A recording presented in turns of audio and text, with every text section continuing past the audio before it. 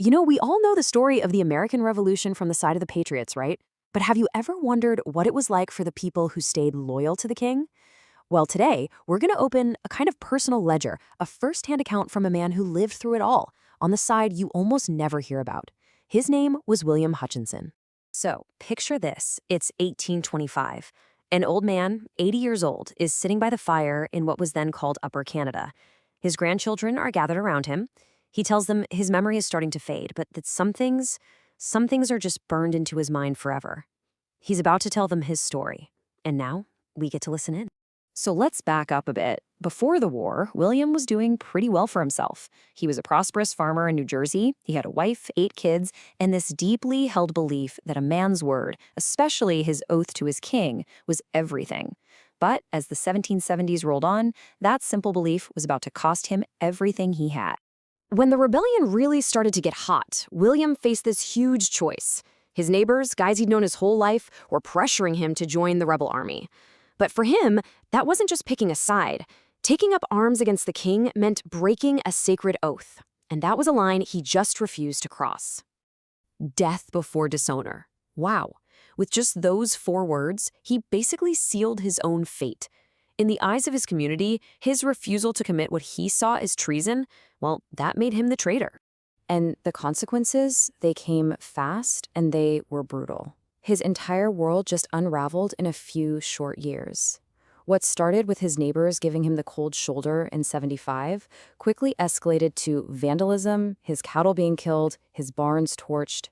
And by 1778, it was official. The state seized his home, his land, absolutely everything he'd ever worked for.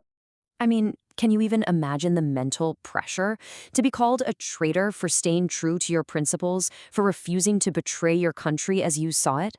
As he put it himself, it felt like the world had gone mad, and he was being punished for staying sane.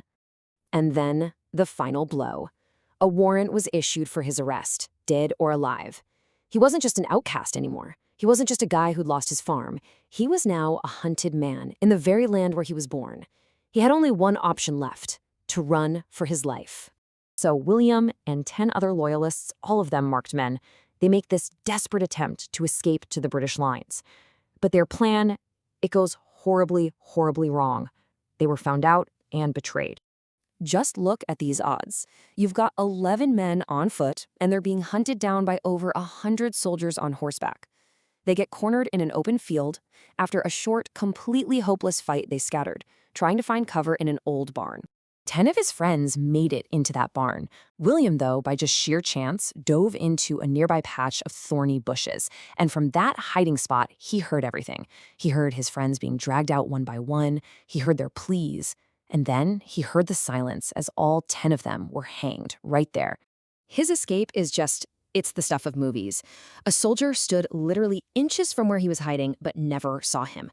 He had to crawl inch by painful inch across this moonlit field, freezing every single time a cloud passed and the light got bright. At one point, he was lying completely still in the middle of a road while 2 guards argued just feet away, having no idea he was there. Somehow, against all odds, he made it. So William survived that night. He went on to fight for the British, even became a captain. But while he was out there fighting for his principles, his family, who he'd been forced to leave behind in New Jersey, they were paying the absolute highest price. The first piece of crushing news finally reached him. His wife, Eleanor, had died. She'd been left with no support, facing constant persecution and hardship, and eventually she got sick and passed away. And then the news got worse. Unimaginably worse. Along with his wife, 6 of his 8 children had also died. 6 of them gone. For staying loyal, William Hutchinson had lost almost everything a human being can possibly lose. So when the war finally ends in 1783, this is his reality. He's a widower with only 2 kids left, no home to his name, and no country to call his own. The new American government actually offered him a pardon, said he could have it all back if he just swore an oath to the new republic. He refused. After everything, he still wouldn't betray his principles. He chose exile instead. So with his 2 surviving children, he joins tens of thousands of other loyalists. They all board ships and head for the absolute wilderness of what would one day become New Brunswick, Canada. He's a refugee, starting over with literally nothing but a small land grant and his own two hands. And what's just incredible is that he did it all twice. You'd think starting from scratch once would be enough, right? First, in New Brunswick, he carved a farm out of the forest, he remarried and had 7 more children.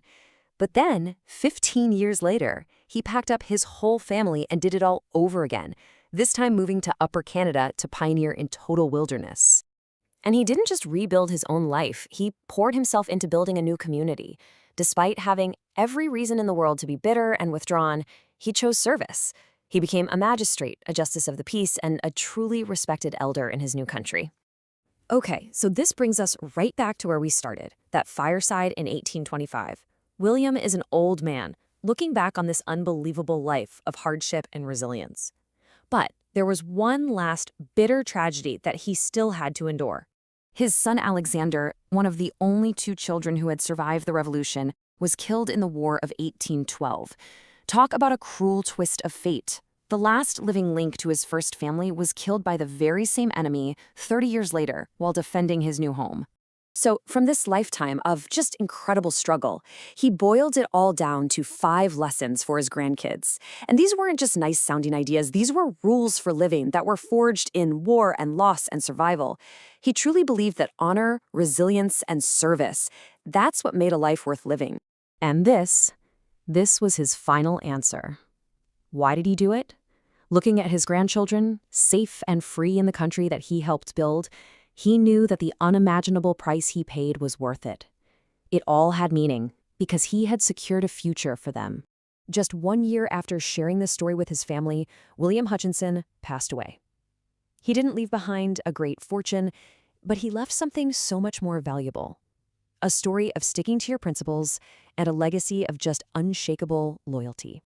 William's story leaves us with a really tough question, doesn't it? In a world that often values what's easy over what's honorable, what principles do we hold that are truly non-negotiable? What for you is worth the price of absolutely everything?